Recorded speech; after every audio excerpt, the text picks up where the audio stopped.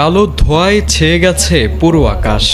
হজরত শাহজালাল আন্তর্জাতিক বিমানবন্দরের কার্গো সেকশনে ভয়াবহ অগ্নিকাণ্ডে এমনই চিত্র দেখা গেছে শনিবার দুপুরে। আগুন লাগার পরপরই দাউ দাউ করে জ্বলে ওঠে গোটা কার্গো ভিলেজ এলাকা, যার ফলে পুরো আকাশ ছেয়ে যায় ঘন কালো ধোঁয়ায়। আতঙ্ক ছড়িয়ে পড়ে বিমানবন্দর জুড়ে, থমকে যায় স্বাভাবিক কার্যক্রম।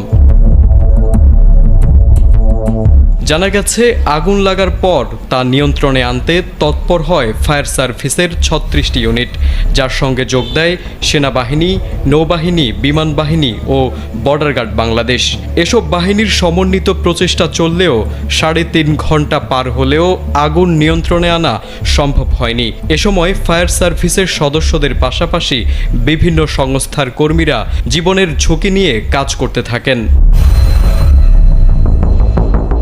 ফায়ার সার্ভিসের পক্ষ থেকে জানানো হয়েছে, প্রাথমিকভাবে অগ্নিকাণ্ডের কারণ ও ক্ষয়ক্ষতির পরিমাণ নির্ধারণ করা সম্ভব হয়নি। তবে পরিস্থিতি নিয়ন্ত্রণে আসার পর তদন্ত করে বিস্তারিত তথ্য জানানো হবে বলে জানিয়েছে কর্তৃপক্ষ। এদিকে অগ্নিকাণ্ডের কারণে শাহজালাল বিমানবন্দরে সব ধরনের উড়োজাহাজ ওঠানামা আপাতত